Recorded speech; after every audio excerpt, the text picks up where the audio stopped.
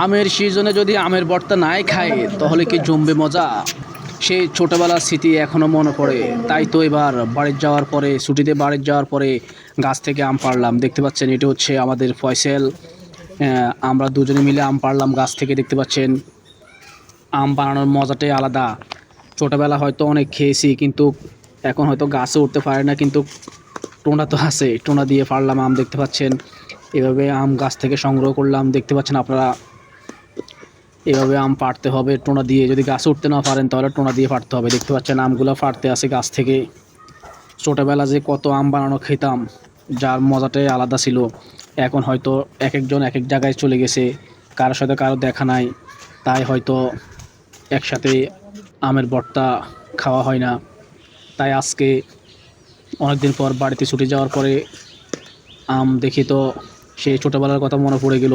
তাই আবারও আম বানানোর জন্য প্রস্তুত। দেখতে পাচ্ছেন আম ছিলার পরে এভাবে মেশিন দিয়ে গসর গসং গসং করে এভাবে আমকে ছোটো ছোটো পিস করা হলো। দেখতে পাচ্ছেন আপনারা আমের ভর্তা যদি করতে হয় তাহলে অবশ্যই দেখতে পাচ্ছেন।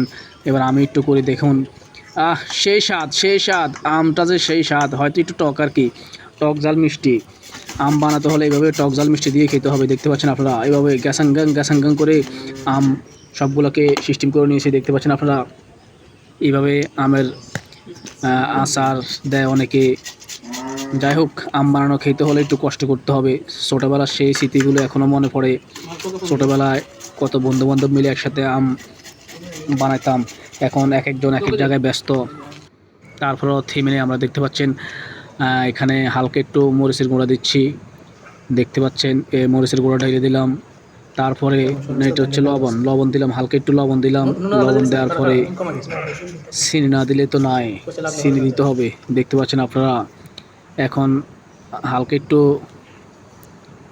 খাওয়া দাওয়ার মজাটাই আলাদা। দেখতে পাচ্ছেন সবাই বসে আছে, অপেক্ষা করতে পারছি সিনিয়র আচারের জন্য। ফাটাইছি দোকানে, ওদিকে দোকান ছিল বন্ধ, তারপর বাড়ি থেকে আনানো হচ্ছে চিনি। দেখতে পাচ্ছেন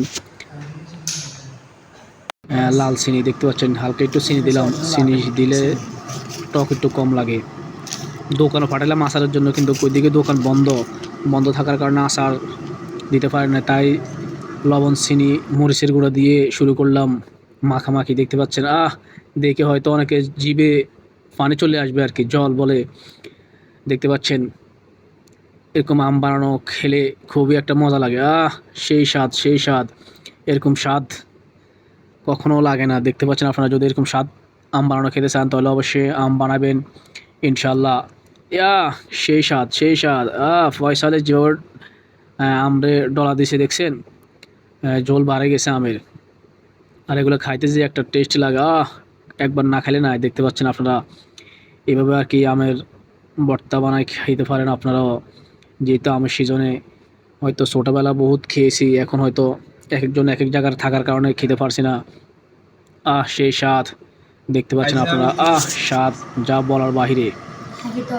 সবাই খাইতে আসে আর মজা, মজায় মজা, এই মজা। দেখতে পাচ্ছেন আপনারা সেই স্বাদ সেই স্বাদ। বিসমিল্লাহ, সেই স্বাদ। দারুন দারুন, যা বলার বাহিরে। একবার না খাইলে না। ভিডিওটা ভালো লাগলে অবশ্যই লাইক কমেন্ট শেয়ার করবেন। ধন্যবাদ সবাইকে। আসসালামু আলাইকুম ওয়া রাহমাতুল্লাহ।